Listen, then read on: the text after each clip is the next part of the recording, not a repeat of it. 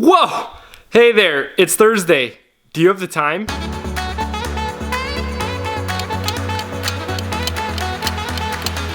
Alright, we're back with another 3-Minute Thursday video, and today we're going to go over the third step in the home buying process. I may be sitting in a slightly different spot today. I figured let's switch it up from the office, so I'm sitting on one of Ellie's little toy chairs.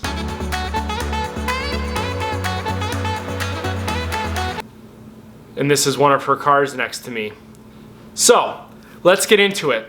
What is the third step, you ask yourself? Well, a slight little recap. Step 1 is to call me, number.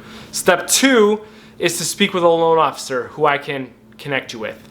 Step 3 is going to be showings. Now, we've already gone over what you're looking for and part of the process, and we've already checked your financial situation to, just see where you're at and what we need to do. And now we are able to start going and looking at properties. So what are some of the important things? There's a lot to go over here, so I'm just gonna try to keep it brief, and we'll have to maybe go into it in another video or when we speak after you call me.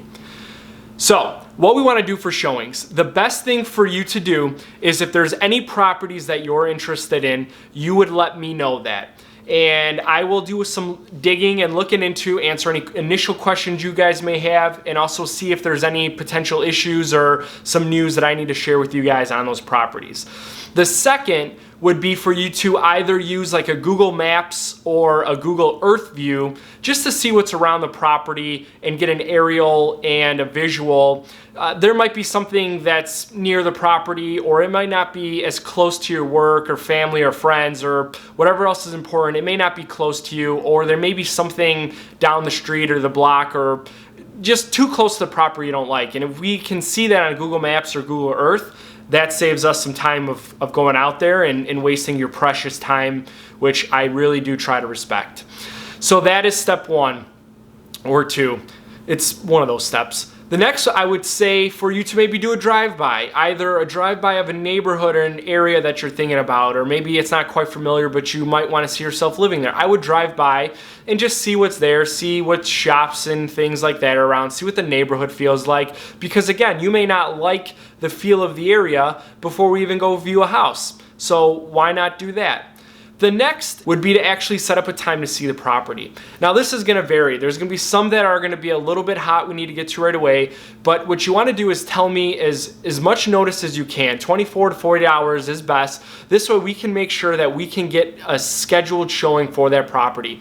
Schedules for sellers are, they vary. Some of them are more flexible and let us get in right away. Some of them need 24 to 48 hours if they have, small pets or children or things like that, or they're busy.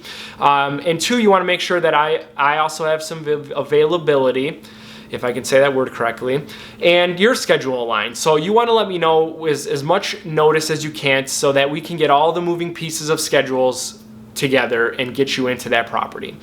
Again, you also want to let me know if you have any questions or anything like that, because contacting a listing agent directly, they work for the seller, whereas I am working and helping you. So I will help you out to the best of my abilities and answer any questions you have. Not that a listing agent's necessarily bad, but their first interest is of their seller.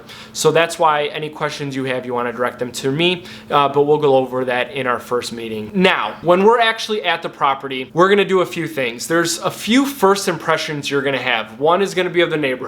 2 is going to be the exterior, or the exterior of the house, and the third, I can't count, is going to be when you actually walk into the property and what does that first feeling feel like. All of those are important because you need to feel like you're at home. That is something that I can't tell you or describe. There's just a certain feeling when you're there, that's the right place for you. So all those first impressions add up and really do matter when we're on showings. Now, you could easily get distracted by granite and nice floor and tile, but we want to make sure that we're not only looking at that, we're not only looking at the feel of the place and will your stuff fit, can you grow into the home, But we want to look at big things. Are the windows updated? How's the mechanicals? How's the roof? All of that stuff goes into purchasing a home, and it's not always talked about on some of the real estate shows and things like that. It's real easy to get distracted by, you know, the beautiful kitchen and the beautiful bathrooms, but we want to make sure that the home is structurally sound and it's not going to fall over, but you have nice granite. So those are things that I will also help point out for you on showings. Now, I think I could talk a lot about showings, but I think that's a good place to wrap up. There's a decent amount of prep work that goes into it before we look at a property. You know, there might be one feature that you like about it, but maybe one or two big features that maybe you don't see or that isn't going to be a fit for your home. So that's why I like to do a little bit of research for you guys, and we have a discussion before we set any showings, because, you know, I don't want to show you guys a property that that you don't like or that doesn't fit your needs. So if you have any questions about that, please let me know. We'll talk a little bit more about showings once we meet in person or talk on the phone, but I just wanted to give you guys a brief view into what the third step of the home buying process is. So I'll see you later.